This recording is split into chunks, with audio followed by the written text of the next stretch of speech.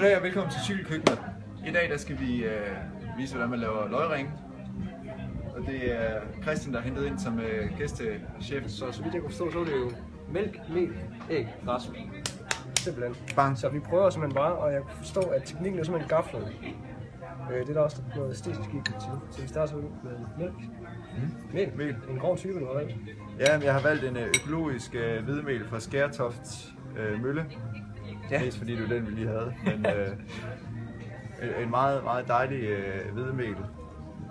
Der er ingen smalle steder, kan man tydeligt se. Sådan der. Og sidste step. Yes. Og fedtsugerende papir er vi klar. Så vi kører bare.